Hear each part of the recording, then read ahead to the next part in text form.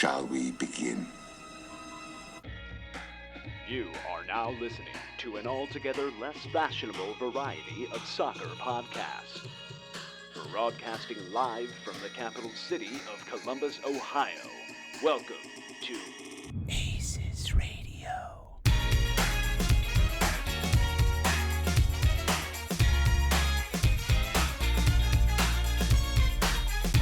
They're in your face. They're a little different.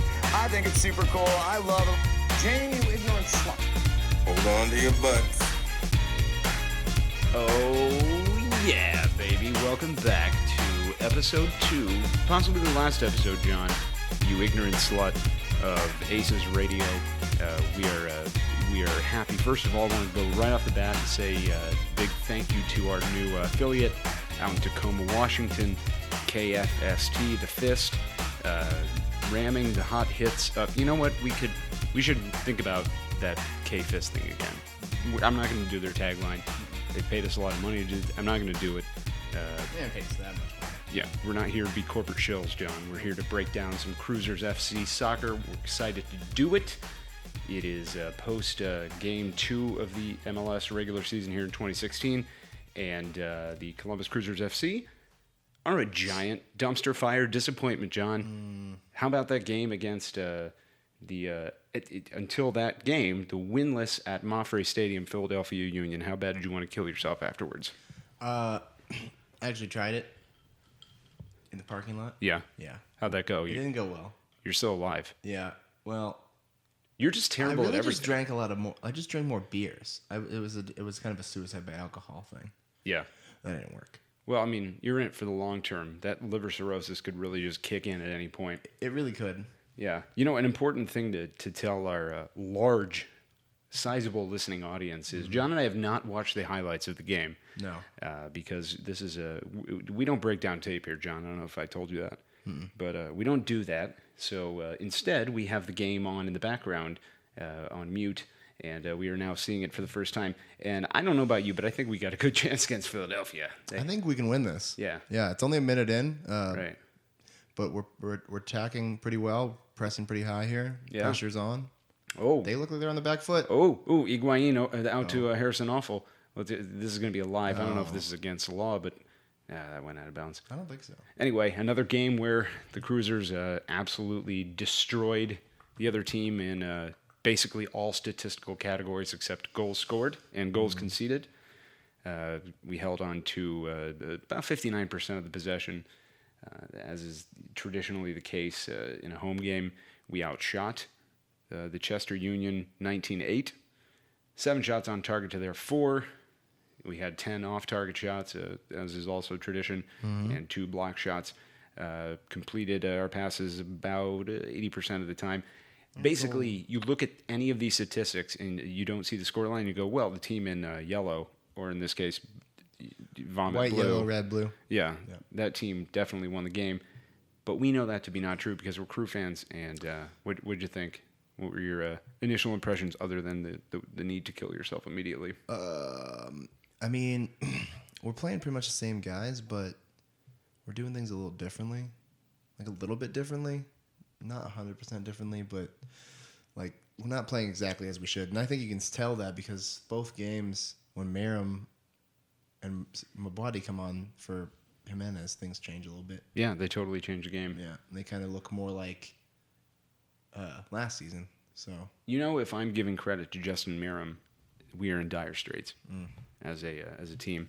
I'm with you. I think we both read the same modern Spider-Man breakdown on Reddit. yeah. And It was good. It was the eloquent, well thought out version of what I was thinking but couldn't express. yeah, because, you know, everybody's initial reaction, and mine as well, was, what the hell's going on? Why is Hector Jimenez still a starter? Why is he in there? You know, kind of one of those, if it's not broken, don't fix it type of things where, you know, we got all the way to hosting MLS Cup final at home playing, you know, Merrim and not playing Hector Jimenez on the left wing. Right. Why switch it up now? And it seems that, you know, Greg was aware of the fact that maybe the rest of the league figured us out a little bit, and how to defend us towards the end of last year. And as we are watching Kai Kamara Fail. almost score. Fail. But, this is the way I'm looking at this season, John, is we have 3 very distinct, very unique portions of the year. This is the case most years with the Crew and MLS scheduling because of, a combination of factors being it being the weather is very cold here to start the year, so we are typically on the road a lot to start the season. There is a plethora of, tractor competitions of some sort in the fairgrounds. There's always all kinds of farm events. Yeah, like a horse happening. Beauty pageant. Yeah. A quarter of a horse wins. I can't remember. It's something like that. So, we have the first part of the year where we're on the road more times than we're not. Middle part of the year is our meat and potatoes. That's where we're going to make hay. We got a summer full of home games. Yeah. If our bread is to be buttered, it is going to be buttered in the middle of summer. And then, again, as is tradition, we finish up on the road a lot thanks to horse competitions in Ohio State football. Mm-hmm. So, if you're going to look at it in a positive, you're going to spin it in a positive way. If Berhalter's trying to, kind of put a new nuance into the attack to keep teams honest, it's good that we're getting these growing pains out of the way in the early part of the season when we really weren't expecting to do the most damage from a table perspective. Do you agree or do you hate me? No, I mean, I agree. If you think back to last year, this time, I'm pretty sure of the 3 games in March or 4? I'm pretty sure we only won 1. So, which means, I don't know if it was 3 or 4, but that means we lost either 2 or 3. Well, I can tell you we didn't win a road game until July, so yeah, and that sounds about right. It was early when Will was out, and we went on that kind of losing streak while he was out. Or not losing streak, but, dip of form. So underperformance streak. Yeah, all kinds of things can happen. That's I don't know if you want to say it's the beauty of this league, but it is the beauty. It's the defining quality of this Yeah. league. Yeah. Is what it is. Yeah. You never. I mean, you really until you're almost a third of the way through is when you finally are kind of like, okay, things have settled down a little bit.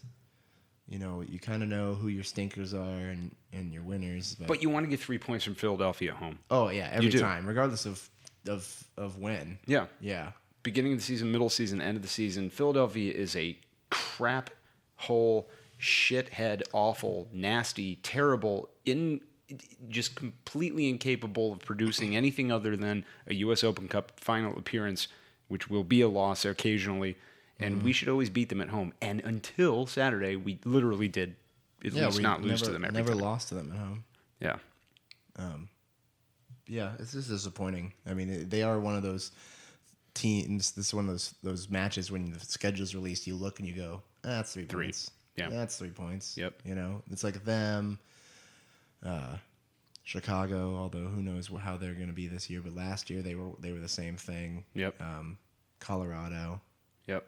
Just like you might say the same thing about San Jose, but apparently they're they have 6 points out of 2 games now. They might be kind of good. Apparently, who knows? Yeah, but we're looking at a very real possibility now of we're going to Bridgeview on Saturday. Pam's making me go to a wedding, so this will literally be the first game since October 10th that I have not attended, home or away. I want to say that I will miss John Clem with the white-hot intensity of 1,000 burning suns. I've been at every game with that drunken, bearded, lunatic vagabond since October 10th. And just kidding, I don't like you, John, and I will not miss you. Ethan Finley should have scored there. Wow, that back heel flip thing that Awful just did was nice. We should have watched the highlights before time. Yeah, for sure. Sorry. I feel like anytime they cut to Gregg Berhalter on the sideline, he's just finishing up drinking out of a water bottle. Now, what is it, vodka? I can only assume Yes. it's just he's just constantly dehydrated. Yeah. Well, normally hair holds about 75% of your body's you don't have moisture. to tell me. Yeah. You don't tell me. Yeah. I know all about the lack of hair and the health Yeah. detriments it brings. Thank God I have mine left, or I would be seriously dehydrated. But we are looking at a really very real possibility of going into this first bye week after Chicago game with no points. Yeah. You know, I don't think that's going to happen, though. Well, I think we can get a result. not to spoil our predictions for segment 3, of course. Of course. No, Yeah, but yeah, you don't want to do that. no. But Screw your organization. I mean, I'm terrified just from a fan perspective. You know, we're already a fan base that tends to eat each other. Oh yeah. People were. I have this on good information Yeah. that people in the stands, specifically, I was told it was Eric Paxton was back on the Zach Berhalter train after the game. Oh my God. The other day. While the game wasn't even over, in the stands, we're losing, like when we're down 2-0 or whatever it was. Jesus Christ And on a bike. I wasn't with my friends, but some of the friends who had come to the game with me ended up in a different part of the Nordac, and they were like, someone is saying Zach Berhalter, and then my one friend realized that it was Pax. Pax, yeah. Yeah, to defend him a little bit, he's been on the Zach Berhalter train since, Since we hired him. Yeah, pretty I much. know, yeah. The consistency is the key there, Pax. Yeah, there can be nothing that would happen that Eric Paxton would be like, nah, I think Berhalter He stick also around. went to the Bernie Sanders rally here 3 days ago, Sure. and then he posted pro-Hillary stuff today, so We're going to figure that guy we're going out. to stick with it, Paxton. One of these weeks, if Aces Radio is back for another edition, we're going to figure Pax Attack out. And that is a promise, everyone. Yeah, so we, everything was disappointing on Saturday, but does that mean the ship is sinking? I don't think so. I think we're a team that's trying to, because last year, a lot of times, one of the main sticking points in a lot of fans' minds were, we need to have another method of attack because these teams are figuring out this wing play and these 700 crosses to Kai Kamaro. People are just going to load the box and play that 4-4 thing, and it's just going to be really difficult. Yeah. And we're trying to put a new nuance in there, and there's growing pains. And God forbid, I feel sorry for the sweet virgin butts of every other team in the league once we figure out how to play two different styles of attacking soccer well. Sure. Yeah. I mean, it's a necessary thing. You need to have two styles. You need to have what it really comes down to. A lot of the time is a home style and an away style. But You think that's more of a foreign league type of thing than an MLS type of thing? I would say that, but with Or maybe it's a competition style of play that I'm thinking of more. Yeah, it's more that, I suppose. If you think like teams in England, they have like I saw someone breaking it down. I don't remember who it was. It's something about like the smaller teams especially will have a tactic that they use when they play teams that are on their level. More attacking and more open and kind of free because they know that the players on the opposite end are on par with them. Hell, we're kind of seeing it anytime somebody lines up against a crew. They tend to bunker and then be like, all right, dude, and then we when get them these- with two counterattacks. Exactly. And then we bunker and we get out of here 2-1. When they play the teams that are better than them, they are more reserved and kind of in their shell. And we know what 2-1 feels like. My sweet Lord Guillermo, do we know what 2-1 feels like? Yeah. I feel like every game, 3 games in a row. has been 2-1. Every game that I've ever been to. Ever. Yeah. In the history of sports. Even games we Even won basketball 4-0. games? Yes. Wow. Especially That basketball is a games. really impressive defensive performance. Is by it? Every basketball team you've ever seen. I've played in a game where it was 2-1 and they forgot to put up the hoops. Whoa. The impressive part is The baskets, actually, at that point, yeah. Yeah. It's 3 points were still scored, which is tough to do. Yeah. Without hoops. A foul shot was taken Yeah. on nothing. You can never do that. Anyway, Wizards. soccer stuff. So I don't know. I feel like I said this a lot last year. I don't know what to think coming out of this game. Here's what I was taking away from it late Sunday and then going into this week. I was looking at the standings and at the other scores from this weekend, and it made me feel a lot better. Yeah. Really, it did. New York, We Seattle, have a lot of good Vancouver. company down there at the bottom with us. Yep. There was some what I think are more embarrassing results this weekend, with the Dallas team losing. Oh to my God. Houston 5-0. The goal of the week might be, aside from that Ameriquad, 50-yard chip. It has to be goal of the week. It's goal of the year. It might be goal of It's the decade. It's easily a top 5 goal of the year contender come November. But What scares me is we have a Drogba leg lock less Montreal at the top of the table in the East with 6 points. When he's not playing, Great save by Steve Clark, by the way. When he's not playing and they're still winning, that's kind of terrifying. They're a good team. Yeah. And then you have Toronto, they're 1-1, but you and I talked about this last time. Is this the year? And I think everybody talks about this every year. Is this the year where Toronto turns it around and is a legitimate contender?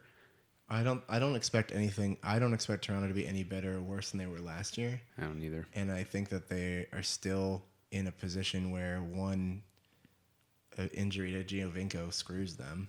Yes.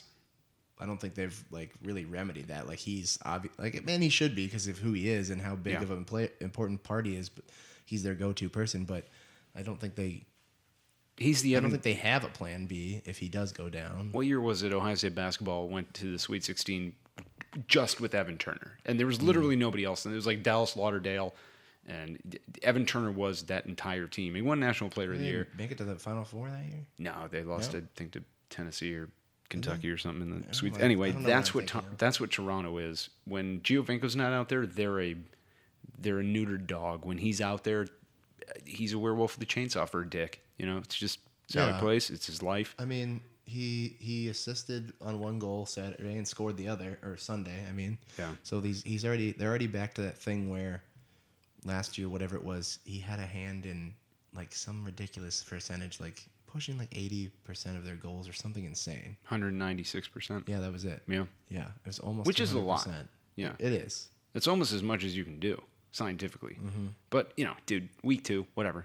No points compared to 6 points. That's easily, especially in MLS, that's easy to make. It's not easy to make up, but it's not 6 points literally is impossible. the gap that you're worried about in October. Right. It's not a gap that you should be worried about now. Yeah, plus 2 of the 5.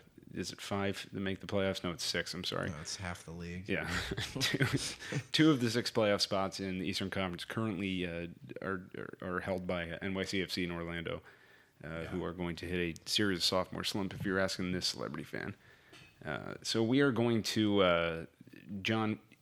I have to urinate. That's fine. So bad that I have yellow substances coming out of my ear holes. This is a really nice low-key plug for the sponsor. Yeah. Oh, yeah, that's a good point. I want to thank our corporate sponsor, Urine. Urine, it's been in you since 1965, John. Yeah, your teeth are made of it. To be honest with you, I don't know why they picked that year, because I could argue that urine has been inside of you for 300,000 years, modern Homo sapien evolution. Yeah. But once again, thanks, Urine. We'll make sure to use it or Lose it. Or pee it out. Urine, it's in you. That was segment 1. What a great time I've had, John. We're going to take a quick break to make, dump, and ween us. Coming up in segment 2, we have a celebrity fan, Sean Kelly, on the program. He's going to talk about his journey from the beaches of Europe. That's an authentic British person. He is. Is he from Britain? No idea. We're going to find out, though, coming up in segment 2. Ladies and gentlemen, this is ACES Radio.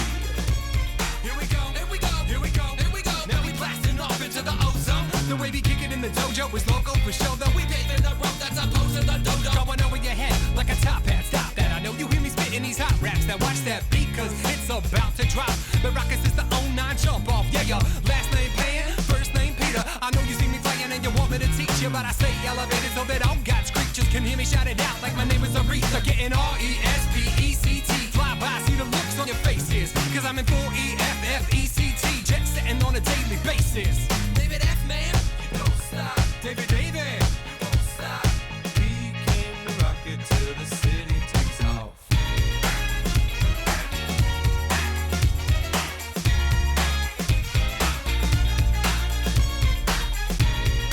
John, let me tell you what, I'm enjoying the shit out of that music that we've edited in between segments. It gets better and better every time. Every week I'm like, can it get better? And it's the same song, and no. I don't know why you ask yourself that. You put it there. Frankly, I don't know why you're here, because I don't enjoy you whatsoever. That's another thing you have control over. You're still Oh shit, we're recording. Hi everyone, welcome back. Segment 2 here of ACES Radio. I am Nordic celebrity Morgan Hughes. With me, as always, is Monkey Boy, famous fan John Zidar. And we are joined, this segment, John, by a very special guest. Oh. Friend of the show. Andy Grunenbaum. Andy Grunenbaum. Oh. friend of the show and Dirty Immigrant, Sean Kelly, everyone.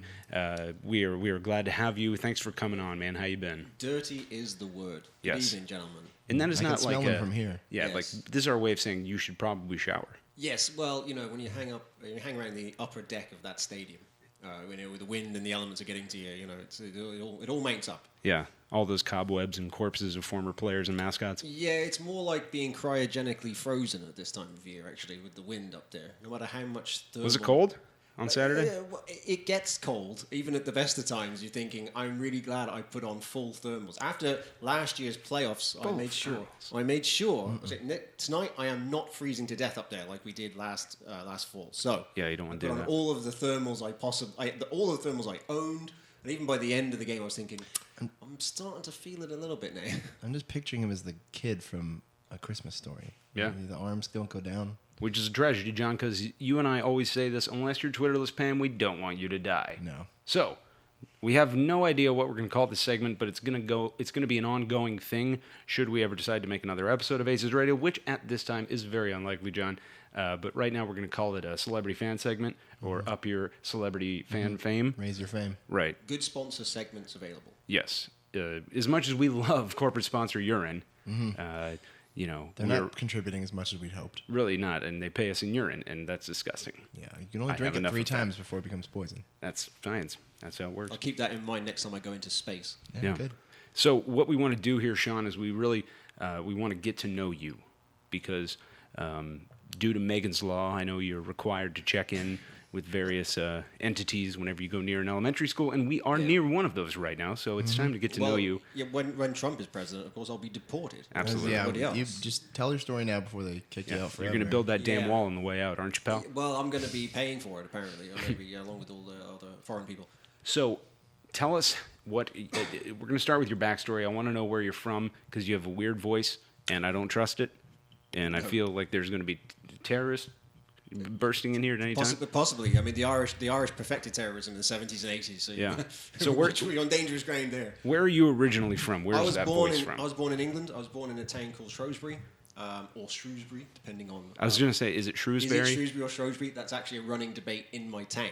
Even the people that live there Even don't know people what who it's live called. there. I've say, never heard that. Is it Shrewsbury or Shrewsbury? Well, I say Shrewsbury, even though I shouldn't. It's spelled Shrewsbury. Yeah. It's said that people who are not from there originally call it Shrewsbury. Well, my parents are Irish, and they were transplanted in, so we call it Shrewsbury. Did your parents meet in Ireland? No, they didn't. They actually met quite close to Shrewsbury or Shrewsbury. They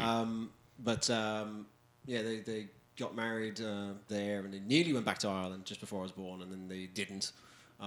Because of the potato famine? Exactly. Yeah. Yeah, it was a long time ago, obviously. Yeah. Had they done that, my accent might be a little bit less ambiguous. You can't, the fact that I have 2 passports and all that kind of stuff. Yeah, that's terrifying. All right, brag a little less. It feels like James Bond. It's like I can come in on the one passport, and then once Trump deports me, I can come in back in on the other one. So, That is nothing like James Bond. No. That's not. James Bond never gets kicked out of anywhere. That's not at all how James Bond works. but Pierce Brosnan was James Bond, and he was born in Ireland.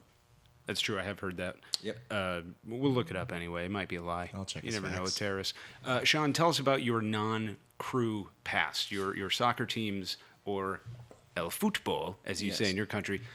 Tell us about your football teams from your childhood up to current day. Well, one thing I didn't mean to say is I know you're a fan of Swansea City. I've been known to support them. Yes, and the very first professional football match I ever attended was Shrewsbury Town versus Swansea City in the old League Division 4. Of course. In 1990. That was the game that the NBCSN just couldn't get. Yeah. Swansea won 2-1. You'll be delighted to hear. That's right. Making a mockery of our otherwise pleasant evening as kids. Hashtag Twitter Jacks. Yeah. Growing up, I was and still am a Liverpool fan. So it's prepared me well, obviously, to be a Columbus fan. Apparently, because I like having my hopes raised and then dashed cruelly. Yeah. With occasional success mixed in. That literally describes us. Yes. It's Yeah. really it's frighteningly God accurate. damn it. Yes, I for the MLS Cup, I actually tweeted out 10 reasons why Liverpool fans should support the Columbus Crew. No and shit. I think I put things like that in there. So you'll recognise the emotions, guys. That whole feeling of we're going to win, followed by how did we not win? Yeah, that's us. Yeah. So yeah, the first time I went to Anfield was in 1991. It was before the Premier League, and I've been doing this for a long time. The earliest game I can remember as a Liverpool fan was the '88 FA Cup final, which we lost to Wimbledon. Of course, the tennis tournament. Yes, exactly. Yeah. Yeah, Yeah. we lost in straight sets. Yeah. The Williams sisters killed in that game. Yeah. It was them with assistance from Laurie Sanchez, who scored the winner that day, who went on to be the manager of Northern Ireland, at which point all was forgiven. So wait, John and I talk about this all the time. I am completely American-centric, Amerisnob soccer fan. I know very little about even EPL or BPL, whatever the hell you want to call it. So this is going to be absurd to, I'm sure, like a couple people in this room, Courtney being one of them. I don't care what you think. So Shrewsbury Town is a soccer team in some irrelevant lower league. Yeah, what it is there's 92 professional clubs. Right. Where is Shrewsbury right They now? are currently in League One, which is That's pretty the close. third tier. Yeah. So there's the Premier League, the Championship, and League One. Yeah. So what if they make it up to the Premier League? Well, it's never happened. They've never played in the top tier. Is it a fear of yours? It's not a fear. I don't think they're in any real danger of doing that since they're 21st in League One or something like that. They're currently hanging around the relegation zone in League One. What tends to happen is that they're a fourth tier club, perennially knocking on the door of the third tier, and then occasionally they make the mistake of getting promoted. At which point To the They championship. promptly get thrown back down. yeah, exactly. Yes. They're in way over their head, and a couple of seasons later, down they go back to League Two. But in your heart, in your team heart, in your fandom heart, you're a Liverpool guy probably. Yeah, yeah, When you yeah. close I would your say- eyes, you see that fire dragon with the Eagles, but I don't know what their the crest liver looks bird, like. or what my son once described as the liver chicken. So what do you fear? Because Shrewsbury Town is your home originally. Do you fear them being in the same? No. thing? In the As- theoretical matchup, who do you back? Yeah, that's my Is question. what he's trying to get It at. has actually happened. That Liverpool and Shrewsbury actually played each other in the 1996 FA Cup. Oh my God, 1996. And Liverpool won 4-0. And there was reasons for me to support Shrewsbury because back then they played at, now you're not to laugh, they played at the Gay Meadow. And the Gay Meadow, Sex. as wonderful as it was, hence it was gay. It's a happy meadow. It was a happy meadow. It butted up to, if that's not a bad pun right now, it butted up to Sure is. my secondary school. So my secondary school, which was a five-story building, overlooked the stadium. So that meant that when they were playing reserves games or doing training or whatever, we could look out of the window at dinner time, which we often would, much to the annoyance of our senior teachers, who would usually slam the windows and then remonstrate with us for hanging around on the staircase. And see this crap team Yeah, practicing. you see this very substandard team. And then, when Liverpool came in, you would think there would be grounds then for me to want Shrewsbury to win, just on the basis that, oh, wow, wouldn't that be an upset? No, I wanted Liverpool to win, and they did.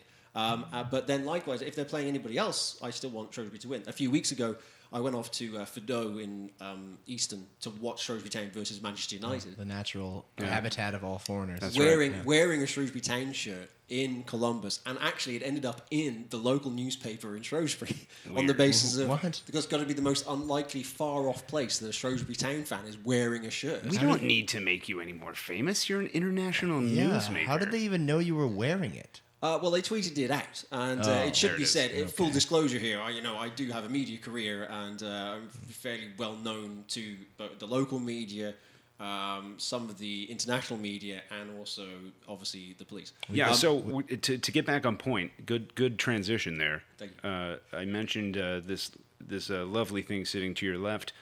Tell us, how did you come to be in Columbus, Ohio, Sean? Yes. The standard statement I make was inevitably there was a bird involved, and sure enough, There always is. Yes, after an exhaustive search around the United States, which has taken me about 15 years, I finally found a woman who wouldn't kick me out, she also happens to be very, very attractive. So Yeah. so Which yay is for why she women. should kick Yay you for out. women in Columbus. Good for you. So So you were in San Diego before this, correct? I was based in California before that, and Natural thing is you moved to Columbus from San Diego. Yes, When yeah, you're tired well, of great things. everybody, the standard incredulous reaction is, why did you move from San Diego? Surely you lived in paradise. Well, yeah, it is in paradise. if you're, on your own and everything. But if you want to do other things in life, like have actual relationships, that might actually work. You would never want to do that in San Diego because they're a bit flaky. they all have hepatitis. Wild sex fiends. Hepatitis. Yes, that's a different podcast we're doing now. Right. So I ended up in Columbus So full time at the start of this year, but I was actually coming here quite a lot last year. So that's how how I ended up getting involved with the crew. When the bird became involved, Yes. when she flew into your window and sang her morning song, as they do, did you know anything about Columbus? Did you know anything about the Columbus crew at that point? The only thing I really knew, I must confess, I couldn't really point to Columbus on the map. And rightfully so. I knew that it was in Ohio, and that was the best I could do here. They don't have a Major League Baseball team or an NFL team, and obviously from an international standpoint, that's kind of the king. Yep. What I did realize early on was, wait a minute, the Columbus Crew MLS team is here, isn't it? And I haven't lived by an MLS team. The LA Galaxy is 115 miles away. From LA. Right, well, it's 115 hours away from LA, more like. Hi-yo. If you've ever tried to get into an LA Galaxy game, which I have, it's the usual thrust and parry of traffic. You tried to go to an LA Galaxy game and you still stuck with MLS. Good for you, my friend. Well, I was there. David Beckham actually came to America the same week I did. And the LA Galaxy weren't paying me to do that, I hasten to add. But needless to say, I actually went to David Beckham's home debut. And I was actually there. I was wearing a Liverpool shirt because one of his teammates was Abel Xavier, who used to play for us. Of course. So I'm the self-appointed Abel Xavier fan club, which numbers at least one. But what is interesting is this is a little bit off topic. Maybe I'm getting ahead of myself. But back in 2007, when I went to the Galaxy game, there was a lot of novelty value fans. Yep. A lot of people who go into the game because they'd heard of this Beckham dude. It was a novelty Who league. would have guessed? And a lot of the fans were there for the novelty value. And it's interesting, as a foreigner, to see how the game has shifted in 10 years from... Yes, you are moving on to question 3. Yeah. You go to a crew game and everybody says, they need more up the middle, or, why don't they get a second striker up there? You better shut your whore mouth. You're ruining the segment. Sorry about that. How dare you? So back on topic, Sean. So you're moving to Columbus. The decision has been made to go after this mourning dove, sung her song, her drunken lullabies to you. You've made the decision to chase the bird, and correct me if I'm wrong, but when I met you was the New York leg of the Eastern Conference Finals last season. And had you been to a crew game? You'd been to one crew game, is that right? I've been to one, and it was the second leg. The Montreal. That's right. Which I know is one of your all-time great crew experiences. Number one. It's my favorite. That was my first one. You son of a bitch. So I walked right in. That's spoiled. Nailed the audition.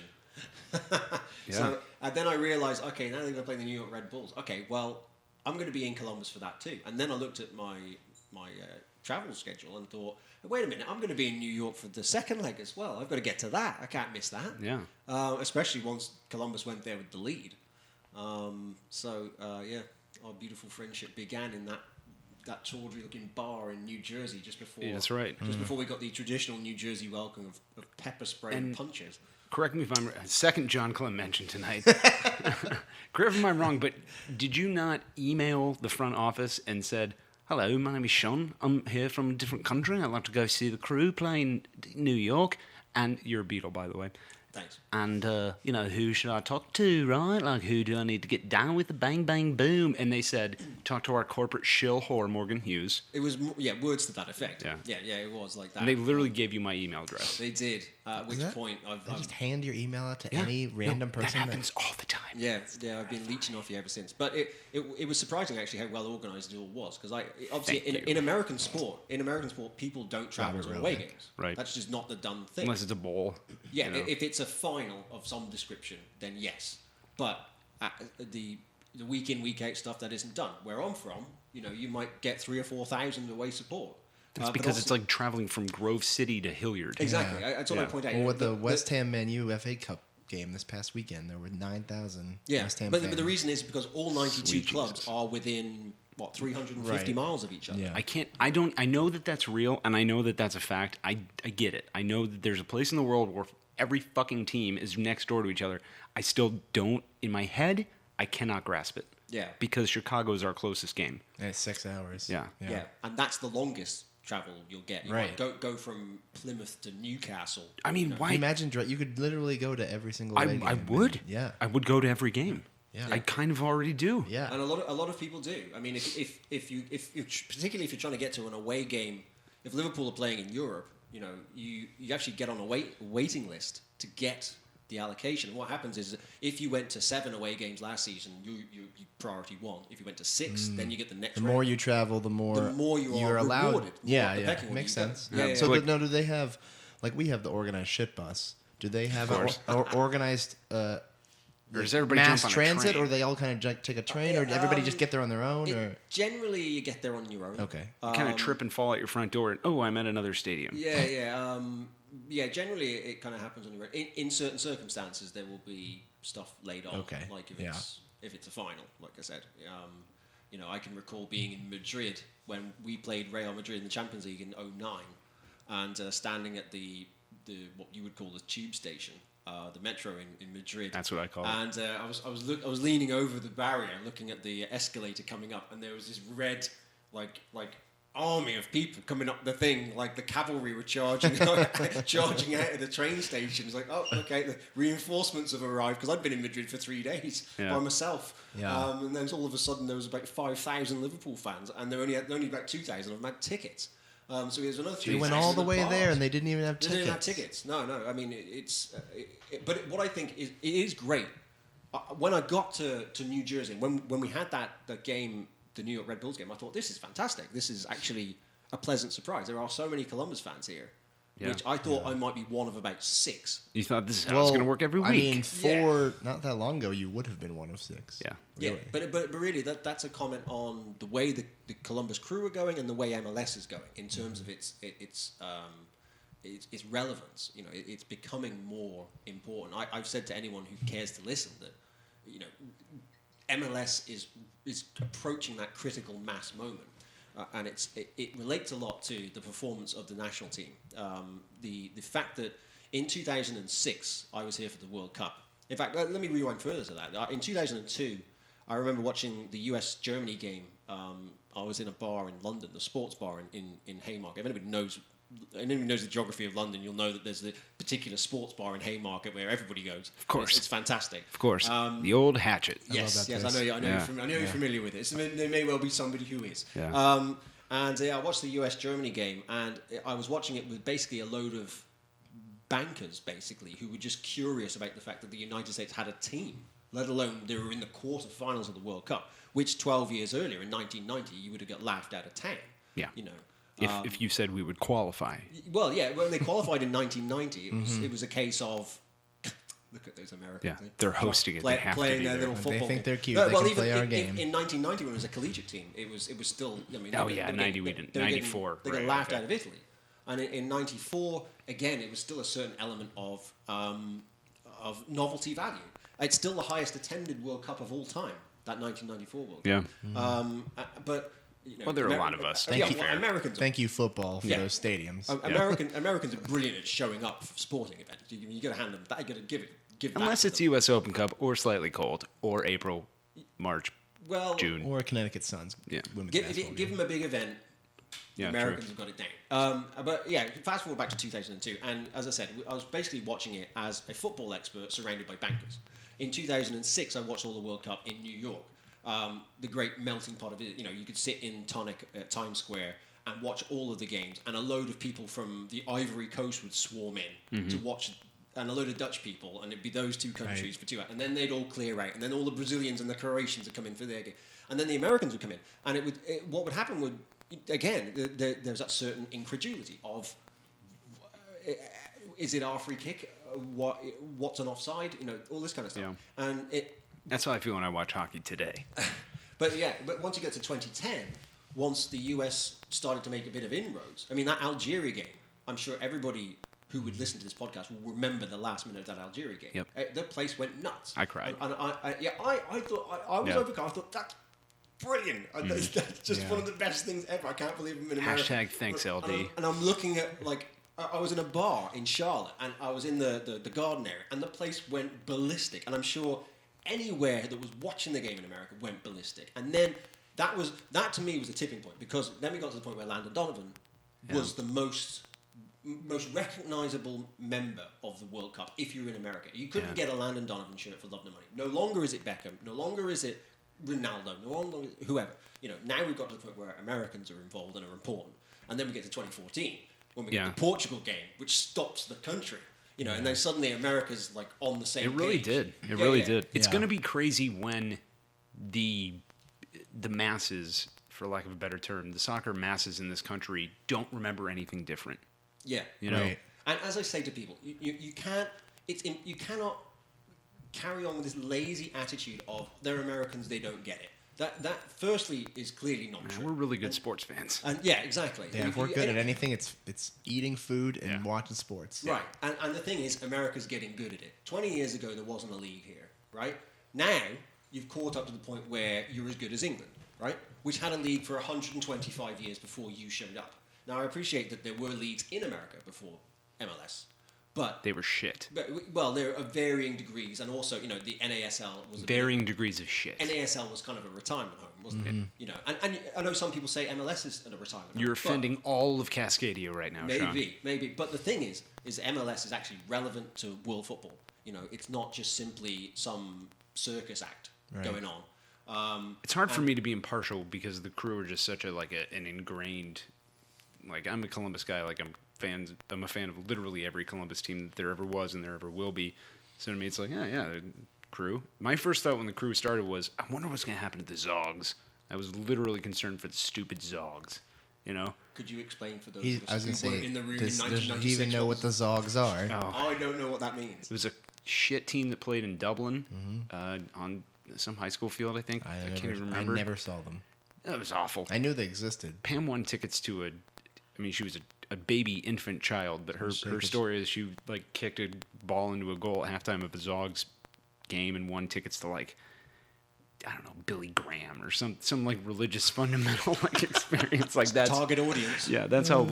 So now compare and contrast, if you will, Sean, newly crowned celebrity fan. I know we've talked a lot about the differences between America then and America now. What were some of the things that struck you positively, negatively about MLS fandom?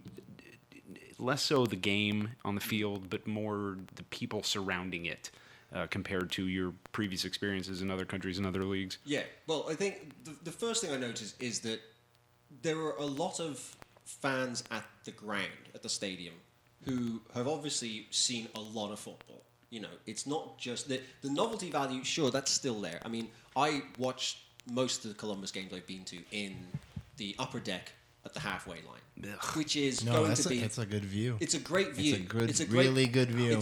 So I go up there once or twice every season. That's why it's always sold out up there. It's because it's such a great view. I work in television, so I naturally gravitate to the television view. I want to see it the same as that, but just in living color. But also, from that upper deck standpoint, you're going to get the fans who are here who don't go to games the rest of the time, and you're not going to get the same frenzied reaction as you get in the Nordic. We still get a lot of the silly questions up there too. Yeah, is that an offside? What is offside? Yeah, I still hear that. That's where you're going to find it. I equate it.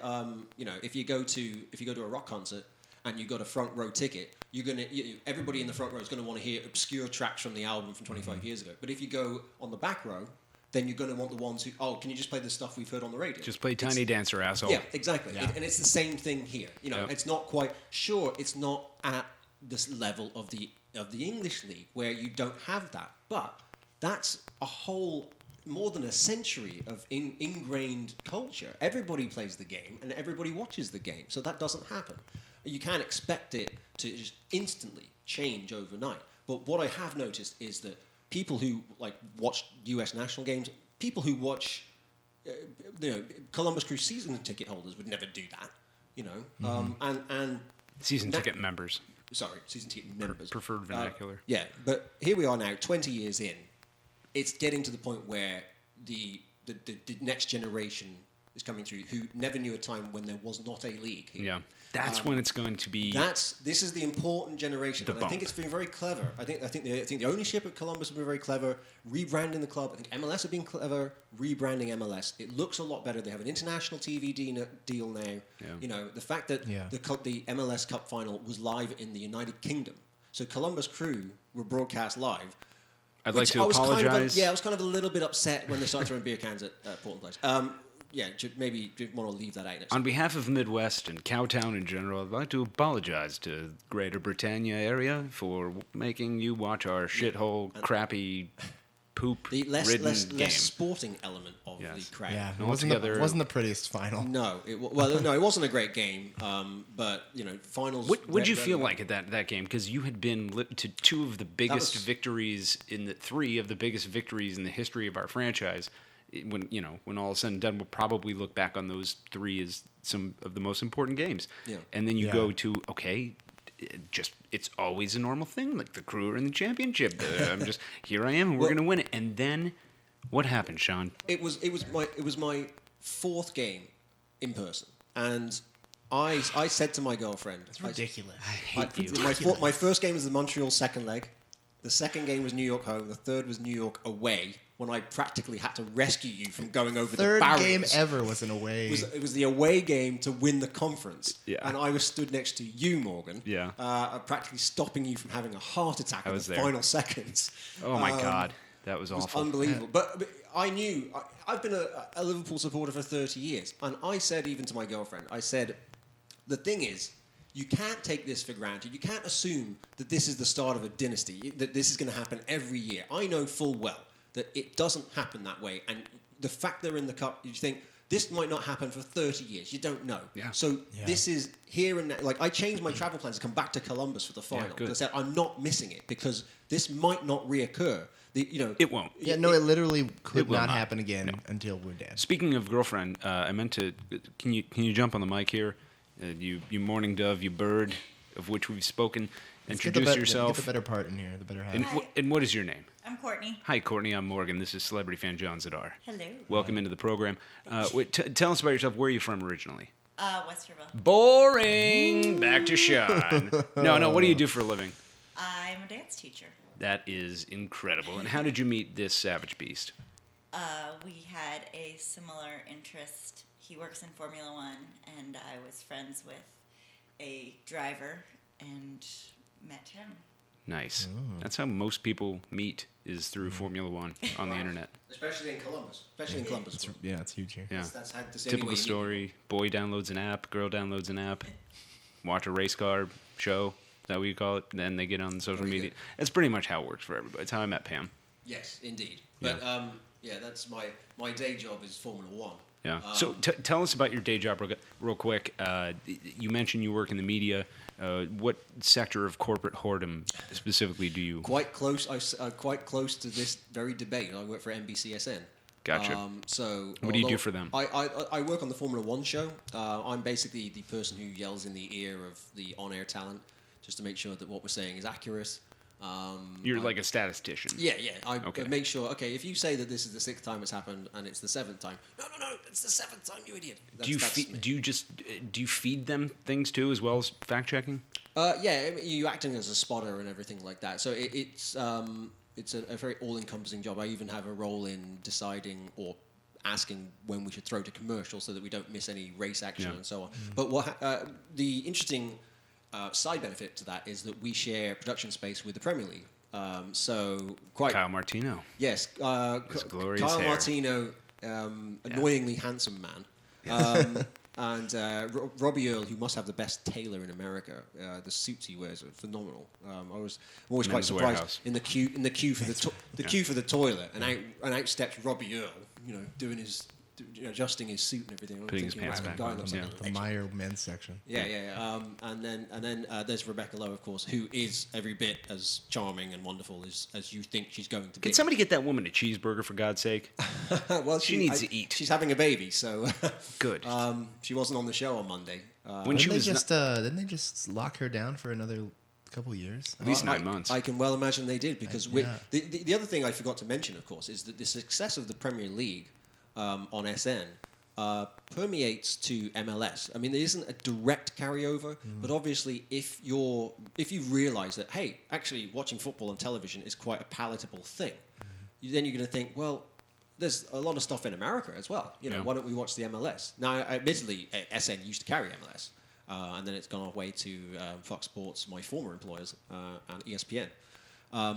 But you can realise the next stage of this is making people realise, hang on a minute, this is actually legitimate, because there's still a lot of cynicism about the American way of doing it, even though, as I've said to people... And that goes for everything, not just soccer. Sure, yeah, but as I've said to people, this sounds condescending, but I promise you this is a very important statement. It looks like what it's supposed to look like. It plays the way you expect it to play. It doesn't look like what it did 20 years ago when they're playing on a gridiron. Yeah. And they're the goals are obviously something they ordered from a goal company. Or last week in New England. Mm-hmm. And we saw in Portland. The fact that there's 70 crew fans who went more than 2,000 miles. 85. 85. 85. I mean, Yeah. that's Which is amazing. insane. That is amazing. Yeah. For Joking aside. for a regular season game. On a Sunday evening. Yeah. Yeah. And not only that, and we obviously, I'm sure you've mentioned that the Portland fans were exemplary in their behaviour. No, we haven't talked about that. Have we not? Well, they were, but also disgustingly wonderful. But yeah, they're incredibly polite and also very knowledgeable of the game. Sean, enjoy our city. I am. I'm saying that's where we're going. We're heading in a direction in this country where that will be the norm and not the exception. It took me until about Saturday evening in Portland to just be like, okay, enough of you assholes. This is stupid, And like we were at this bar that was like, for some reason, it was right next to the stadium. It's called like shitty McGillicuddy's Dugout or something, and it was a Buffalo Bills bar. Like it was floor to ceiling. Was that the one? That wasn't the one where we met on Sunday morning. No. It's a different one. It was just a Buffalo Bills bar, and I had been told, this is how a typical interaction with a Timbers fan goes, oh, you're here from Columbus? That is wonderful. Oh, my God. Great for you guys. You guys were the nicest for the Cup Finals, reminding you that we lost. Yeah, the consonants in the middle of their words, they feel so good about you being there that they get frozen. Can I just say, if your worst problem with the Portland fans is the way they accentuate their vowels... Sean, I'm very aware of how absurd this is. Bearing in mind we basically got baton charged at the New York game. Yeah, that's true. The Portland welcome considerably outstripped the one in New Jersey. They would end every interaction that we had with them with "Enjoy our city," and we did. Yeah, to the point where on Saturday night I was like, you know what? Fuck this. All right, what does that mean? Are you messing with me? And this guy was like, no. Of course, like this bearded, wearing, Timber Joey hipster outfit. Beard. Yeah. I actually met Timber Joey at the bar that same night. He bought me a shot. And I was going to say, then you ended up liking him and you went, damn you. I'm not going to talk about that guy. Okay. I'm not going to. I won't do it, John. I don't care what you say. But, so, enjoy. Did you you home, enjoy didn't their city? I did enjoy their city. I fantastic. found a fantastic bar called Ground Control that Sunday evening after we lost that game. 1980s video arcade cabinets and everything. They were spinning like Billy Idol. So hip and awesome. I was like, that was superb. Goodness. I'm just not down with the kids. Arcade where you can drink beer. Oh my God. We have those here too. Yeah. I have heard that. We have a couple of them. Yeah, I'm going to have to check that out because they really cracked open a whole thing in my mind. There's a new law in every major metro area in America that if you have a population of middle-aged white people above, let's say 150,000, you have to have a video game themed drinking establishment. Yeah. So they can enjoy. They'll take an Uber there, Sean. It'll be fine. We're probably getting slightly off topic here, but we've covered all my questions. Yeah, well, it was a great weekend apart from the result. And, how are you enjoying Columbus, Ohio in general? Well, it's the weather's probably more. Yeah, it's never going to be as sexy looking in Instagram as San Diego is. How dare you? But nowhere is. Anywhere I could have moved to. I could have moved to the Bahamas and it wouldn't look as good. Almost anyway. It's all. Everybody says, "Oh, well, the weather's going to be terrible." Yeah, again, the weather's terrible everywhere compared to San Diego. That's the best weather in the world. Don't go into Step Brothers expecting Citizen Kane, and you won't be upset. Yeah, but as it actually happens, there's a lot of really good things that I like, and I really like living here. So, yeah, I've no complaints so far. I mean, quite apart from anything else. I mean, it helps that the love of your life lives here. That helps. And Courtney's here. Yeah, absolutely. Yes, it helps. I live with a ballet dancer. Life's good. Yeah. But it also helps that there's a MLS team here, which people actually care about. Right. It helps that it's 80% cheaper than living in San Diego was. I don't want anybody to know that this place is great, because I feel like they'll come here and they'll ruin my cost of living. Does that make sense? That is, that's happening in San Diego now. So I have no frame of reference to any other soccer team. I fancy myself a Swans fan when it's well, MLS you now know that off Swansea season. City were in League Division 4 back in 1990.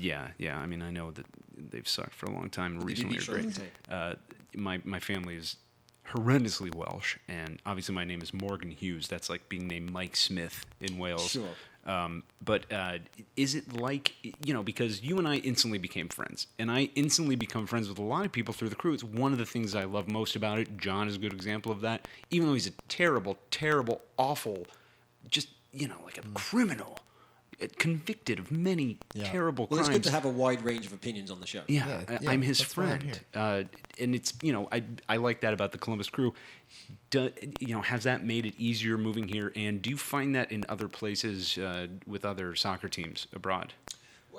Well, in terms of does having the Columbus crew here Just help me an immediate kind of settled or feel definitely at did. home, I guess? Yeah, it definitely did. I straight away, I locked onto that and thought, oh, MLS, brilliant. That's my game.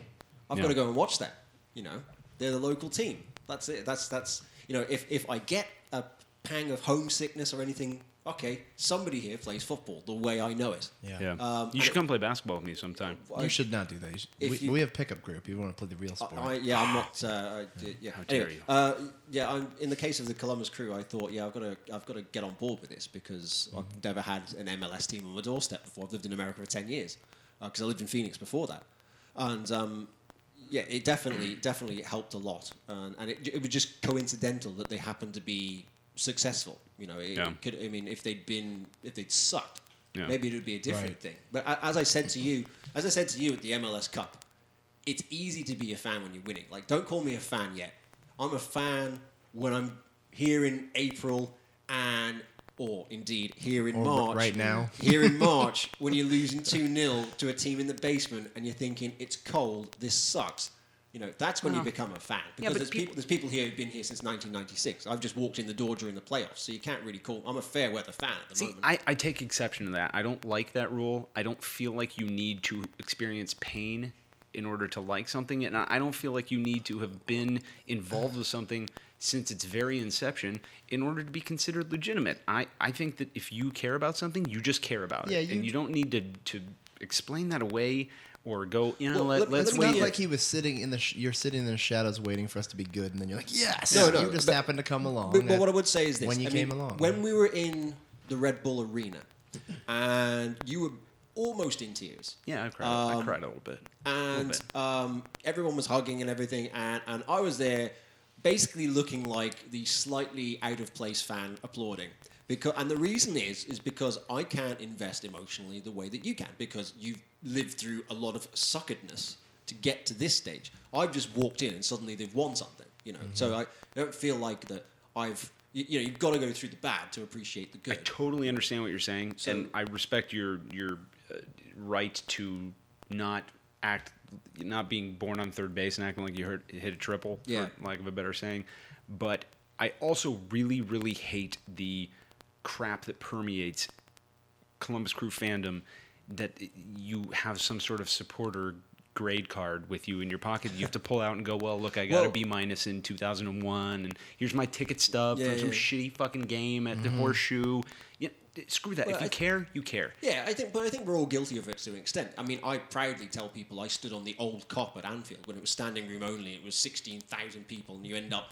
But, I was 11 years old at the time, and I ended up in a different place in the stand at the end of the game to where I was at the start. I heard one guy say the word fuck about 4,000 times more than I'd ever heard it in the previous 11 years of my life. I was not there that game. I don't know what you're talking about. And I'm fairly certain the guy behind me took a piss in my pocket.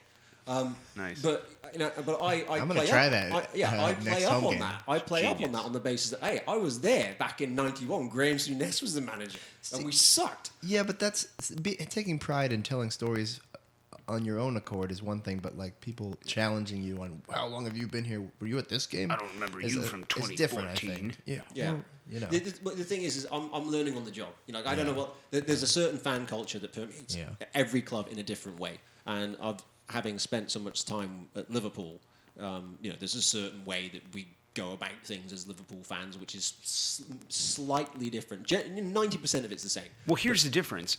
The past was as good as Liverpool is ever going to get. You know, they were, correct me if I'm wrong, I know so very little about Italian soccer, but they were the biggest deal in whatever league they play in for the 1970s or 80s or some shitty time before there was the internet.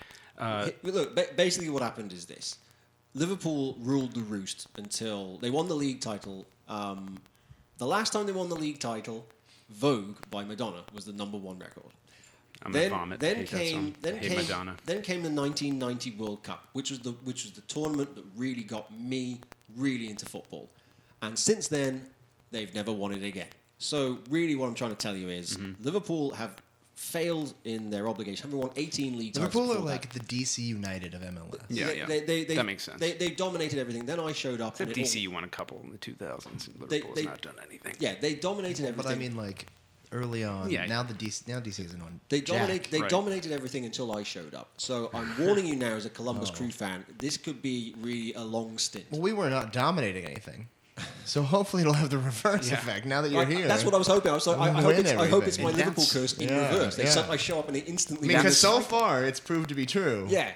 That's the point I wanted to make is Liverpool, the past is the time. Yeah. There's literally never been a better time to be a fan of the Columbus Crew than right Not this even second. 08. From what I see. You're absolutely right, John. Can you give me an insight here as an idiot? What's different Now he's between interviewing now? us, by the way. What's I different noticed between the switch now there. and 08? Like what? I know you didn't. I know you won the title in 08. You didn't win it in 2015. Should I say we? I don't know. You can say we. You say you're here. But yet the outlook. You're saying the outlook's bright. You know. So tell me why. I think it's more of an overall thing. It's not just the team. The 08 team was good, but I think it was another situation where no one expected us to win until it was like late in the season. And they're like, oh, this team's really good. And it was more of like at no point in time did I really think like this 08 team is going to be something that continues on and is built off of. It wasn't a 10-year thing. No, and now we've got this new culture with Berhalter, and he's playing young guys who are good, and he's developing a style that's going to last. The style of 08 was never going to last. It wasn't really even like a soccer thing. If you could even call it, it wasn't even. It wasn't a style play. Yeah. It wasn't an outcome. It wasn't a position. It was a like a mindset. Like the Columbus Crew was, back then, if you saw somebody else wearing a Crew shirt or you saw a Crew license plate holder, you were like, I mean, you basically had to stop them on the freeway. Like, me too. I've had that a couple of times. I had that at when we were at Disney World, actually. Yeah. I got off, but that's Florida. But then I wore a Columbus Crew jersey in Monaco. Yeah. Which is probably the only time a Columbus Crew shirt has been worn in Monte Carlo.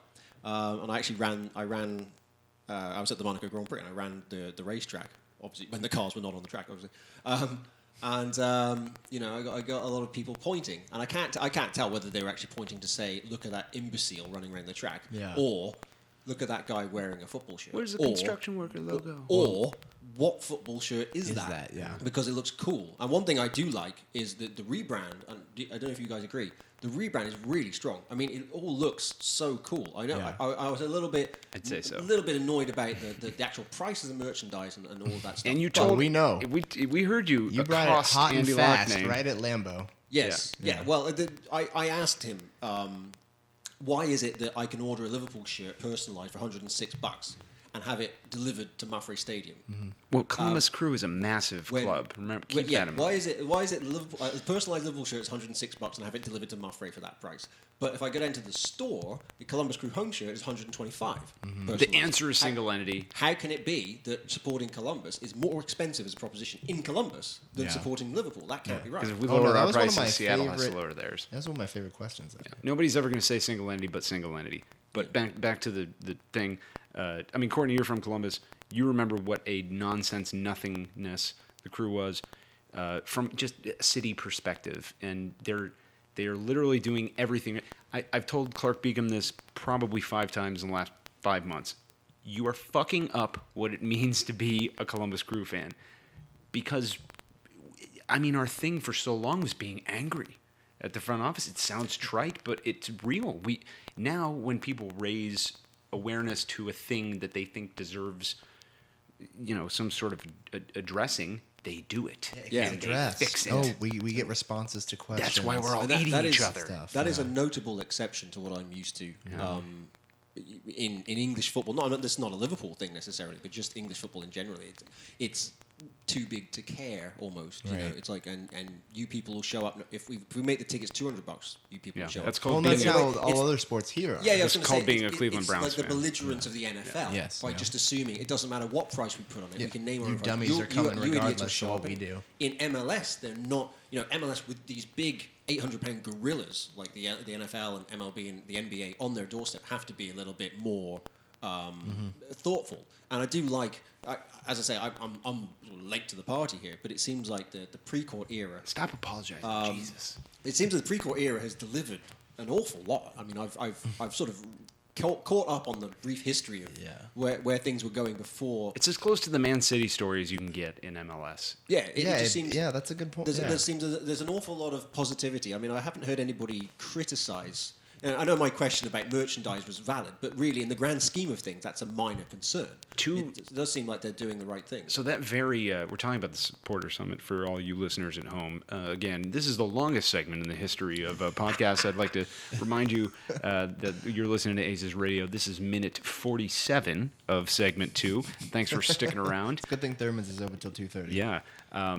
So we're talking about the Supporter Summit. At the Supporter Summit this season, Sean said, how is it that I can do all these things and support Liverpool, right, and do Bing Bang Boom, and here in Columbus I can't do it without spending £100 and squigglies, 100 squigglies. At the very same Supporter Summit, either 3 or 4 years, almost to the day before that, I got up and asked a question. This is before I was a celebrity horror host of the Supporter Summit. I got up and asked a question of Mark McCullers. It was McCullers and Bobby Varzija on the stage. And at the time, there was one Crew jacket like in existence that was cool. Like not like one line of them, like literally one piece. And it was Varzija's jacket. Like there was a Twitter account made about this jacket. That's how. So at that time, we would have paid $600 for something cool.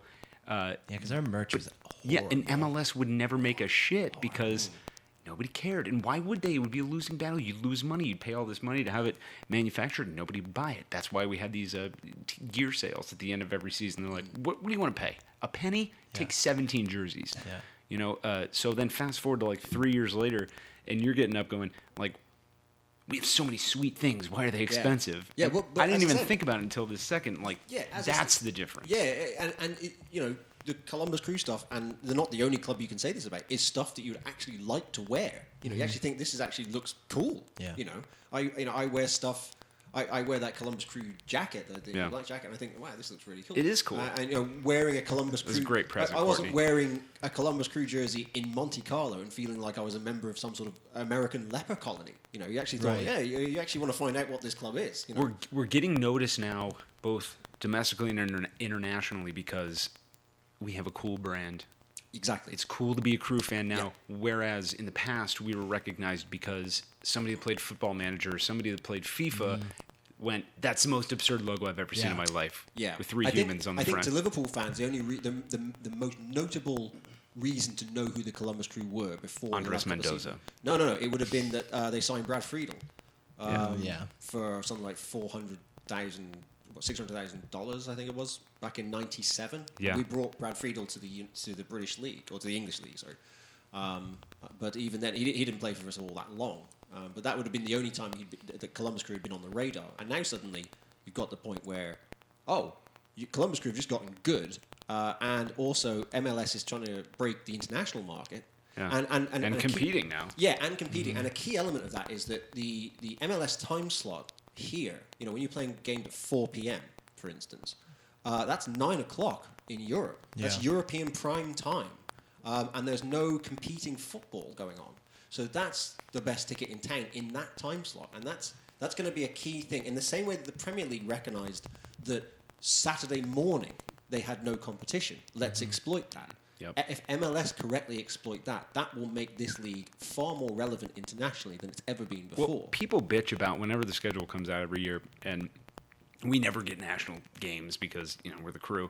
I love that. I love not being. First of all, I just love the Crew being like this small thing that is an us thing, and it's not like there's no fucking Nevada chapter of Crew Union like there is. Like there's a state chapter of every Seattle. And blah, blah, blah, but also our games are always on Saturday nights because we don't have to worry what time it is in Australia. They don't want to put us on Soccer Sunday. Right. They don't want to put us on whatever. And I would say that Columbus seems like a real footballing town because of the lack of an NFL franchise and an MLB franchise. MLS has bumped up the order of relevance. Yeah. And we said after the MLS Cup, okay, they lost to Portland, but at least they lost to a city that cares.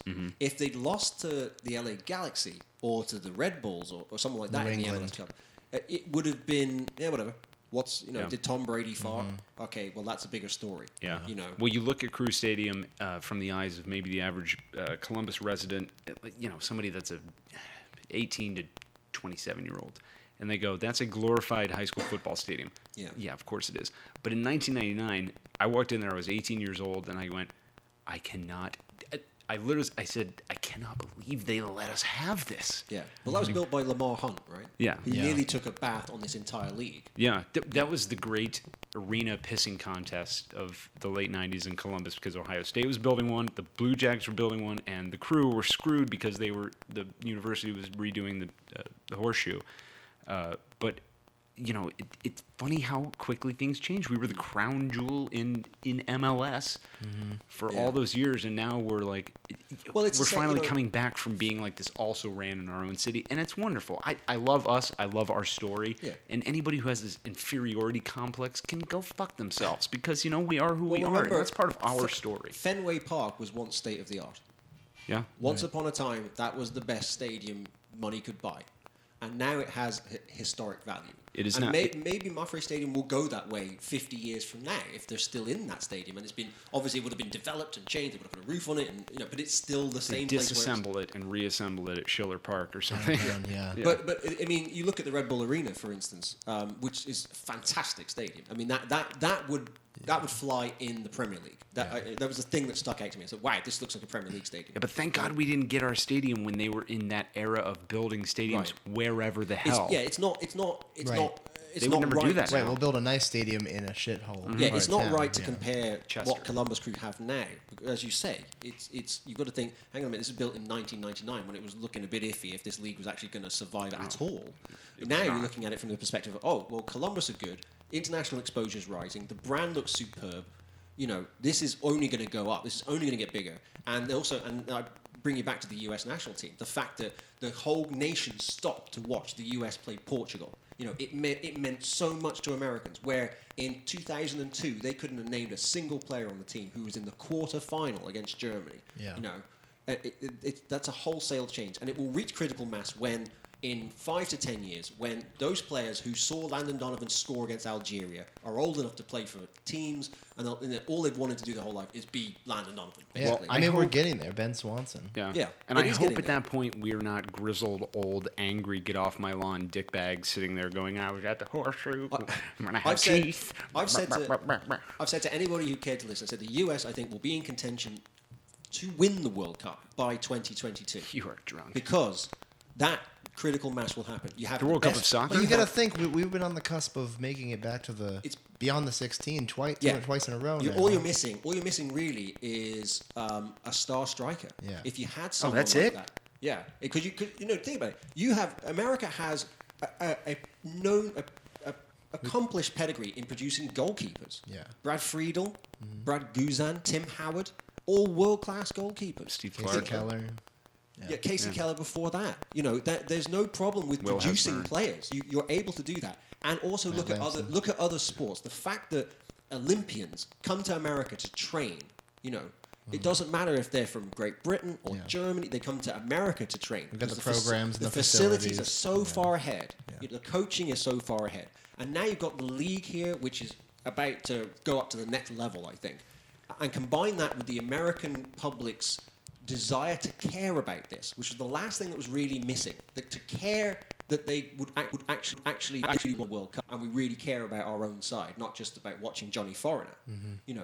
So that's approaching a lot quicker than people realize. That's the key. In other nations, When we it's decide to be the stagnant. best It's at much something, we just do it. Exactly. That you Yeah. landed a man on the moon. Yeah.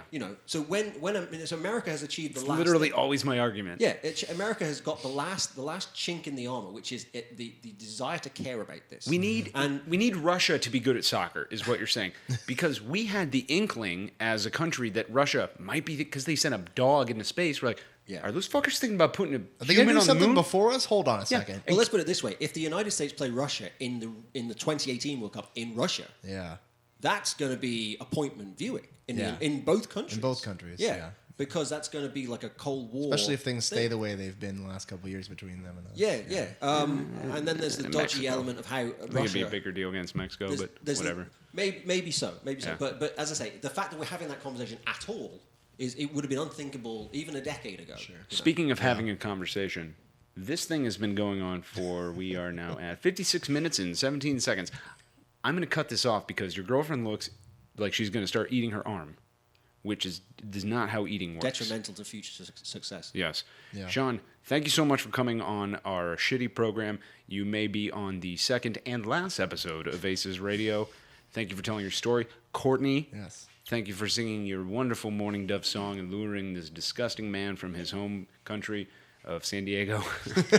Yeah. And if it wasn't for her, I'd probably go on for another hour. And Oh, yeah, no, I wouldn't stop you. No, we would talk to you the whole Yeah. time, too. Right. Next time we'd carry on with part 2. Yeah, no, that's next week or Yeah. whenever the next episode is. We're going to take an extended break in real time, but in podcast time, we'll be back, John, in probably, 10 seconds, I'm Maybe, guessing? if that. How much time you want to give the music this Let's time? give him 8 seconds. 8 seconds? I'll go 15. Just because I do not not how enjoy you haggling works. and I don't respect your opinion. 20? Thanks for joining us, Sean. Thank you for joining us, Courtney. Enjoy Thurman tonight. Don't eat it all in one sitting. I'll try not to. Yeah, that's what she said. He can do it. Yeah, Yeah, because I did a triathlon today. that's bullshit. Side. We'll be back right after a word from our corporate sponsor, Blood. You are listening to Here we go, here we go, here we go, here we go. Now we blasting off into the ozone. The way we kick it in the dojo is local for show. Though we paving the road that's opposed to the dodo. Going over your head like a top hat. Stop that. I know you hear me spitting these hot raps. Now watch that beat, cause it's about to drop. The Rockets is the 09 jump off. Yeah, your last name Pan, first name Peter. I know you see me playing and you want me to teach you, but I stay elevated so that all God's creatures can hear me shout it out like my name is Aretha. Getting RESPECT. Fly by, see the looks on your faces. Cause I'm in full EFFECT. Jet setting on a daily basis. David F. Man, don't stop. David, don't stop. We came to rock it till the city takes off.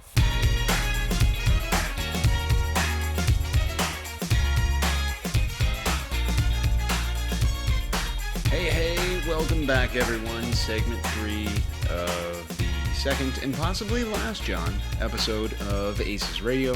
I want to again thank Sean Kelly for stopping by. He is now officially a celebrity fan. That's how that works. I want to apologize for the multiple tens of listeners we have out there for such an insanely long second segment. I hope you didn't die. I mean, I think if we learned anything, we can learn that in weeks where there's not a lot to talk about, we just have Sean on. Yeah.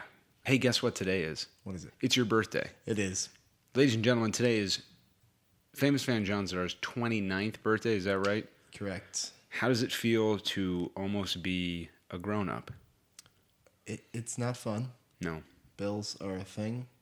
They suck. Is that when bills happen? Yeah, bills. But I am looking forward to the sex.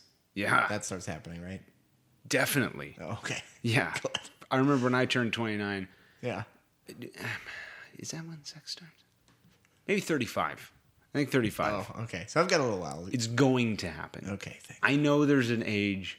Where it begins? Yeah. There's a line. I'm prepared for penetration, John. I don't know about you. I'm really excited about I'm it. so prepared that I could take 4 shots to the butt. Hey, stop that. Soccer. Soccer is what we're here for, you dirty, disgusting man. We have a game against Bridgeview coming up on Saturday. Will you be attending via NorOnTour? I'm actually not going on NorOnTour, but I've actually been toying with the concept of going. Yeah. Yeah, I talked to a buddy at work today who said that he's not a soccer fan, but he was like, if you go, let me know. I could actually be interested in tagging along, and I'm going to actually pose the question to a couple other buddies and just see, if anybody wants to drive up and back or drive up and get a cheap hotel, or I actually know a lot of people there I could probably crash with. So Yeah, there's a NorOnTour happening for those of you like celebrity fan John Zidar who are thinking about going. You can get with Robert Rovick with Crew Union, Todd Fichtenberg, a professional lobster lawyer. Those are the two that are kind of planning this NorOnTour. Send an email to NorOnTour@NorOnTour.com. That comes directly to my iPhone. I will make sure that I forward it directly to rrovick@crewunion.com, and we'll put the all of the responsibilities on him. Bridgeview has had 2 games this year, just like the Crew. And just like the Crew, they have lost. I'm sorry, they drew last week against Orlando, even though they were down man for a majority of the game. But they lost to NYCFC 4-3 opening weekend. The last 5 meetings, I believe, between us and Bridgeview, we are undefeated. There were 2 ties in there. Most recent contest on May 24th, we won 2-0. 2 games before that, I'm afraid we all remember the 2-2 tie where Eric Garrick played like the defensive Lionel Messi. yeah, he was a madman that game. I do remember that. Yeah, insane. I was talking to 2 Bridgeview fans in the plaza after the game, and I'm like, granted, I don't pay attention to your team because, I don't like being in pain, and I hate everything about you. It's just gross. But does he play like this now? Is this... Because I watched him play a little bit. There is a history of us getting rid of people and them being instantly better. So. And they said, no. As a matter of fact, he doesn't play at all. But good for you, Garrig. I would wave at you if you were running down the street. It is 5 o'clock on Saturday, Bridgeview Toyota Park. What do you think, John? Do you think we go into our bye week with 3 points, with 1 point, with 0 points? I don't want to hear your prediction yet, but what's your general feeling? So without predicting anything, I think we'll play a game against them. I think it will involve 11 guys versus 11 guys. Yeah. And they'll kick a ball. Dynamite. Yeah. Dynamite. Yeah. That's why we pay you the big bucks. That broadcast school has really paid off. I'm practicing. Yeah. There's a thing where we alluded to in the first segment. Hector Jimenez has been starting on the left wing. Justin Merrim is, of course, getting over some sort of genital surgery. There's... Yeah, like a reverse neutering. Yeah. Right? I assume that's what it is. I don't even know what that is, but it sounds right. I don't know enough about genital science to dispute you. Yeah. They added balls. So we have... We'll edit that out. Just kidding, Justin. Love you. That goal against Houston 2013 is great. We have Emil Larson on the bench. There's a thought out there that I tend to share that he is the heir apparent to that role, and maybe he's still learning the system or combination of systems and isn't quite ready yet. Could this... Jesus fucking Christ. That was loud. Yeah, it was. I will definitely edit that out. Did you throw that as it went down? I was making some sort of motion with my arm, and I just threw my phone. So does Emil Larson play in this? Do we see maybe Merrim starting? Do we see Cedric Mabwadi? We have some options here. Yeah, I think if we're going to keep trying what we've been trying, which I don't think's a bad thing, like we've got to work it out at some point. I think this is another game where we can risk trying it. Yeah. Because Chicago's not good. I mean, we don't want to. If it was someone good, we wouldn't. I don't think we would want to try it again. We just go back to what we know works. But it's not like Hector Jimenez has been playing. He's been playing well. Yeah. Actually, and I think he's been doing his job. He doesn't give you that potential for the, wonder goal that a Miram will, or specifically, in a one-on-one scenario, somebody like Cedric Mabwadi would. We haven't seen anything of Emil Larson, so we really don't even know what to expect from him. But like we were saying, it's not that Hector Jimenez is terrible. He's serviceable. I just personally want to see what the plan is, because the plan is not to be playing Hector Jimenez all the way through MLS Cup final in Vancouver when we're playing the Whitecaps. There, You remembered your prediction. I do. I'm surprised. I have brains. I mean, I assume that you're right, and he's not going to be there the whole year. But do we go back to more of a 2015 attack? I understand what people's complaints with that was that it was predictable. There was one course that the ball was going to take there. It was going to go outside and it was going to get whipped in. Mm-hmm. But we made it all the way to the cup doing nothing but that. Yeah. So, and really, the problem was defense for most of last season, and then that got shored up. So, I mean, as long as that's still working. Do we need... My biggest problem with that strategy, I think that strategy is fine. The thing that's really lacking is anyone at all, for the love of God, shoot from outside the 18-yard box. If people would start doing that on the team, that strategy of whipping the ball in wouldn't be as easy to counter, because you'd have to watch for that threat outside the box. Yeah, you can just bunker down. Right. Now they can just fill the penalty area and clear that ball out, and they don't have to worry about somebody grabbing the clearance and firing off a rocket. I mean, the argument could be made that I would say when we do shoot from outside the 18-yard box, it is either on a deflected pass, like we saw Higuain hit the crossbar, the post rather, in Portland, or it's a mere meat hook. Yeah, those are the only two people that ever do it. Right. Tony did it a couple times last year. That one goal where I don't remember who we were playing. He tried to play a through ball to Finley, and Finley got ahead of it, and it kind of hit off his heel accidentally, and it went right to Tony. But it's pretty much just Pippa and Miram that ever shoot from outside 18. Now, I don't play soccer because I play a real sport. I play basketball. You do play soccer because you're a child. Yep. I'm sure it has to be easier said than done than just, hey, for the rest of the year, we're going to make sure we're going to shoot from outside the 18-yard box, because it's hard. It's far away. Yeah. Right?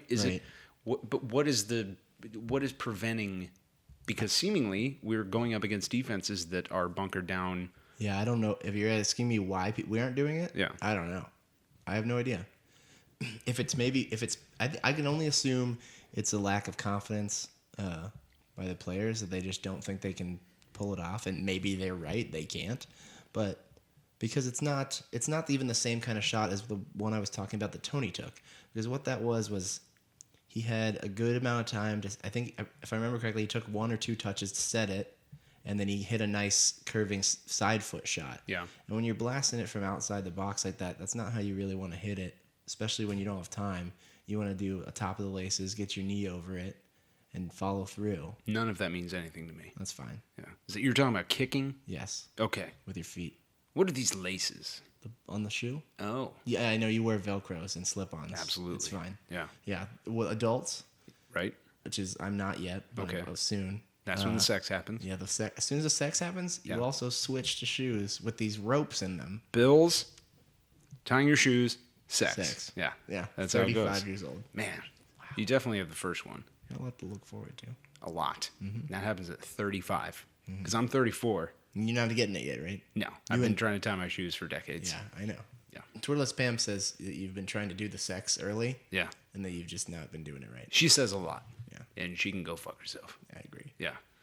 So let's, since segment 2 went almost an hour, let's get right into the meat and potatoes of segment 3, John. I want to know your score prediction for Columbus Cruisers FC versus Chicago Fire Football Club. Go. Yeah, I think we come out and I think we still try the same strategy, but I think that if it's not working, we switch it up a little earlier than we had been. But I think it kind of starts to work. I think we win 3-0. 3-0. That's an absurd prediction. 3-0. You know goddamn well that it's going to be 2-1. So somebody's winning that game 2-1. Is that your prediction then? You're going to hassle me about it being 2-1 and then you're not even going to predict that? Yeah, that's what I'm going to do. Okay. Is there any way I can make a prediction and another prediction? You want 2 separate predictions so that regardless of what happens, you're right? Well, you tell me. Have I reached that level of celebrity fandom yet? Or you can just... Yeah. Yeah. I can break rules? Well, I think how that works is you just don't say anything, and then after the result is has taken place, then you say, I called that. Don't you guys remember when I said that was going to happen?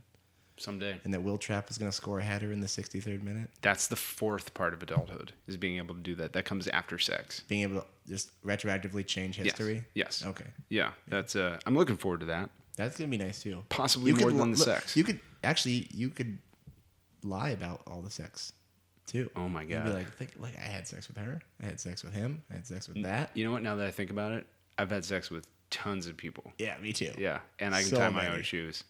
Yeah. I have no bills. I actually do both at the same time. Grown-up stuff. Put shoes on and off while sexing. All of you children listening at home, that's 100% true. Mm-hmm. Yeah, and it feels good.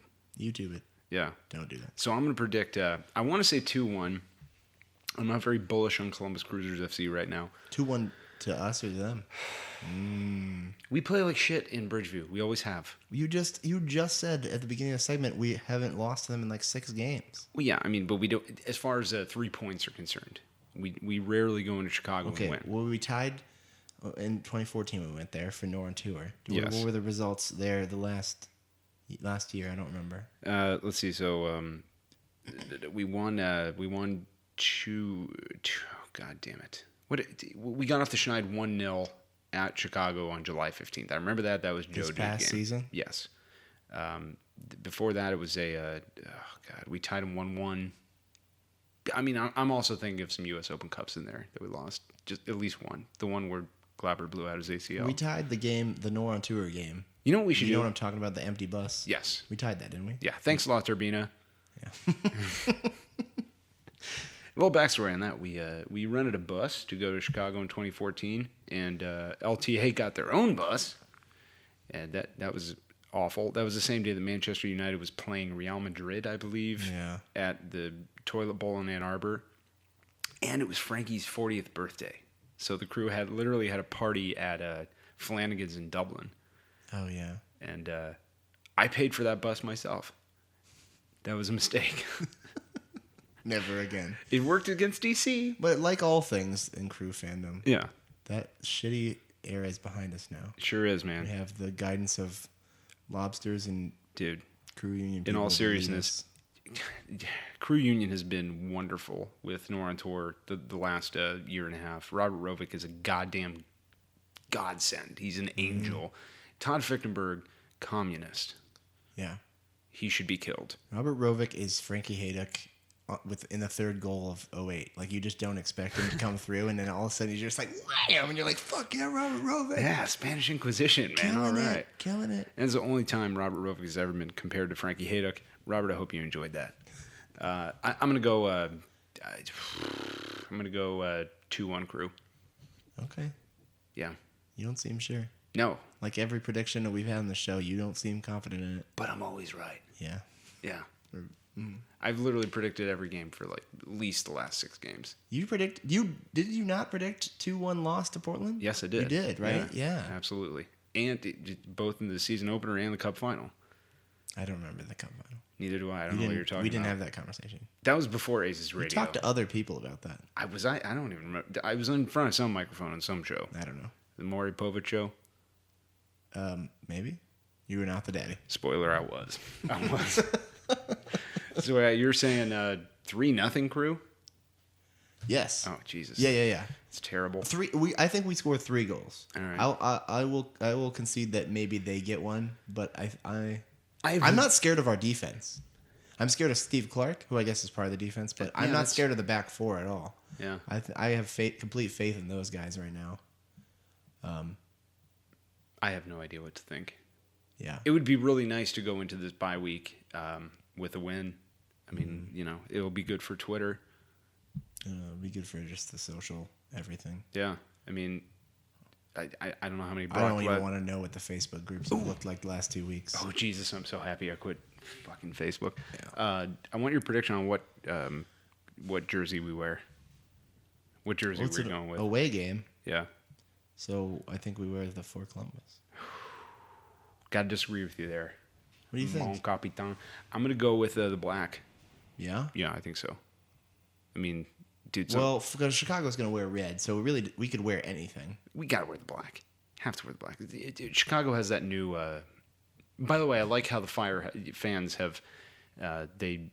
Valspar is their jersey sponsor this year, which is a shitty paint. Really crappy paint. Yeah. We invented having crappy paint jersey sponsors. I'm wearing one right even now. Our paint wasn't as crappy as Valspar. So the Valspar gives some paint. I think I don't know. There's some like. Anyway, Valspar gives paint to their supporters for Tifo. I would hope so. Yeah. How badly would Tifo Sweat be vilified? If we accepted Gordon paint for Tifo. Yeah. Well, I would just like to let you know that I shaved my face with Barbasol that I didn't pay for. I won in a Barbasol contest. You corporate whore. I gave me like 5 cans of it. I haven't bought shaving cream in a year and a half. That's awesome. 2 years. Good for possibly. you. Yeah. I So, use Edge. Vilify away. That's not true. I don't shave my face. I don't grow facial hair. But I mean, we have a thing set up on tifosweat.com where at least we did. I think I took it down where you could donate, quote unquote, donate paint. And funny story, so I set that website up on a Sunday afternoon, and I got it all, like I worked the weekend on it, and I got it up and running, and I have it set so that anytime somebody places an order, I do this for various websites, it sends me a text message so I can respond to it as quickly as possible. So I went to sleep that night, and at the time, I was not putting my phone in airplane mode when I went to sleep, which is, I recommend that. It improves your life a lot. And I get this text message in the middle of the night, and I wake up, and it says, so-and-so has placed an order on tifosweat.com. I'm like, well, I have to be dreaming.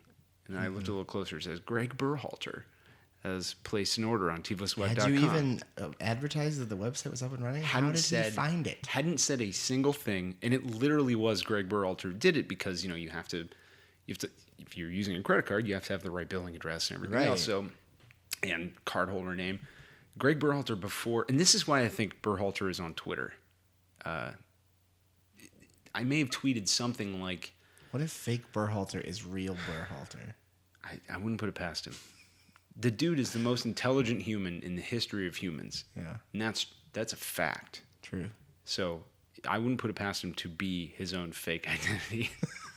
But he bought like 5 gallons of paint, a bunch of brushes, and a bunch of other stuff. Hey, what a good man. Yeah, like #1 order on Tifo Sweat, and if you use Shopify, especially if you're the Iron Lion firm.myshopify.com, you know that it goes 1001 is the first order. And on tifosweat.com, it is Gregg Berhalter 1001. Thanks, Gerg. Pretty awesome. Yeah, and that's the kind of insider information you're going to get at ACES Radio. ACES Radio, of course. Thank you, John. Yeah. So you are on record 3-0 Cruisers FC. I am on record 2-1 Portland Timbers. They will find a way to beat us in this game as well. And I think that's all we have. Play this week? Because they lost this past week too. They got beat by. They play Real Salt Lake. Oh, that's a win. Is it home or away? It is away. Good. But Salt Lake is 1-1 and tied 1, so they're doing well. Well, I hope their super sub Pirate comes off the bench. Oh no, wait! I think it's in Portland. I think I lied. Yeah, it is in Portland. Oops. That goal by Akam last week, by the way. Yeah. Not Akam. He I don't plays know for who you're Chicago. talking about, but okay. Oh, Jesus. Amarikwa. Oh, yeah. That 50-yard chip shot. Yeah. And maybe MLS has just been masturbating to that for like 3 or 4 days now. Yeah. They created an entire 5-minute best chips an MLS video. Yeah. Just and put that as the very last one. Like, It was this is pretty awesome. Yeah, it was nice. And we've seen our share of chips, so we know. I want to thank everybody for joining us tonight for the second and possibly last episode of ACES Radio. We will see you again next week in all likelihood, because we have very little to do with it being an off week. So we'll come back and we'll have Sean on again for another 7 hours, and we'll fill up the time that way.